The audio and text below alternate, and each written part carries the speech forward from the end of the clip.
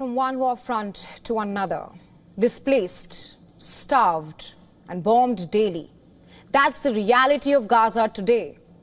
And after 1 year and 7 months of this, world leaders are drawing the line on Israel and saying no more. On Monday, Israel bombed and Gaza mourned the death of innocent Palestinians. The latest Israeli assault on Gaza came a day after European and Arab leaders gathered in Spain to discuss how they can pressure Israel to stop the Gaza assault. Considering that this was the 5th official meeting of leaders in what is known as the Madrid Group, and the fact that the global pressure has failed to stop Netanyahu so far, the question now is there any hope left for Gaza? What does the future look like for Palestinians in Gaza? Let's get into it, but first, here's what you need to know. On Monday, an Israeli strike killed dozens of Palestinians, including people sleeping in a school-turned-shelter.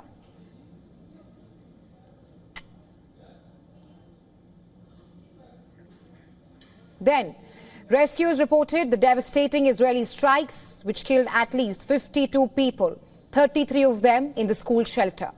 I'm talking about displaced families seeking refuge from the ongoing Israeli bombings and attacks. Of course, Israeli military said that they only target Hamas militants. In its official statement, the Israeli security agency Shin Bet said Hamas was using the school to plan and gather intelligence. But the UN Agency for Palestinian Refugees says that Gaza's shelters are overwhelmed with people desperately seeking safety, and that there's no place safe and no area that is spared from hostilities in Gaza. Scary. There's no military in it, there's no weapons in it. The school, the UNRWA, entered it, and all the supportive parties entered it. It's purely a civilian school. At 1 a.m. we were asleep and found ourselves crushed and directly struck. If it weren't for the grace of God, my children and I wouldn't have come out from under the rubble. Well, what's the point of evacuation orders if the bombs follow people anyway? Evacuate and go where? There's no place left in Gaza. On Monday, even as Gazans were still reeling from the IDF strike, the Israeli military issued another round of evacuation orders. This time for residents in Khan Yunis, Bani Suhailia, Abbasan and Al-Karara, all in southern Gaza, to evacuate. In a statement on X, Israeli military spokesperson Avache Adari told civilians to leave for Al-Mawasi, a so-called safe zone. But that label of safe zone means little on the ground, as Israel has repeatedly struck these areas too. Humanitarian groups say it clearly that there is nowhere safe left in Gaza, and that's not all. The Israeli bombardment and the forced displacement has only aggravated the food crisis. Children and elderly are dying from starvation in Gaza. The United Nations has warned that Palestinians in Gaza are facing the cruelest phase of the war. With widespread famine imminent, experts say that unless Israel facilitates a massive influx of aid and ends its bombing campaign, Gazans will continue to starve to death. Palestinians in Gaza are enduring what may be the cruelest phase of this cruel conflict. For nearly 80 days, Israel blocked the entry of life-saving international aid. As the world's leading hunger assessment found, the entire population of Gaza is facing the risk of famine. Families are being starved and denied the very basics, all with the world watching in real time.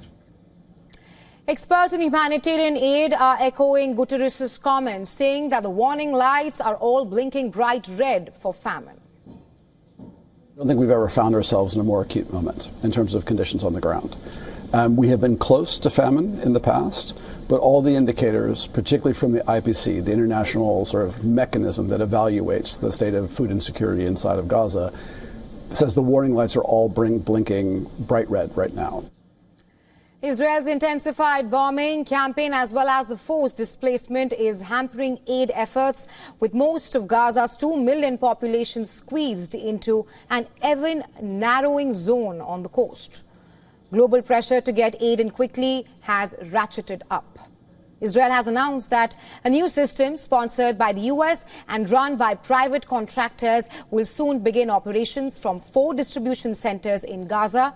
But details of how this system will work, that still remains unclear. The United Nations has already said it will not work with the new system, which it says will leave aid distribution conditional on Israel's political and military aims, that is. According to Israeli military, it has conducted strikes on over 200 targets in the past 48 hours. According to the Jerusalem Post, the IDF, as a part of Operation Gideon's Chariots, said that they attacked Hamas weapons depots, sniper posts, tunnel shafts over the weekend. Remember, Israel has stepped up its military operations in Gaza in early May as it seeks to eliminate Hamas and bring back the remaining hostages. And despite the mounting global pressure that has pushed Israel to lift the blockade on aid supplies, in the face of warnings of looming famine, Israeli Prime Minister Benjamin Netanyahu said last week that Israel will control the whole of Gaza. So far, Israel seems to have taken control of around 77% of the enclave, either through its ground forces or evacuation orders, and bombings that keep residents away from their homes. What's more, Gaza's healthcare system is on the brink of collapse, as hospitals and medical facilities continue to come under Israeli fire.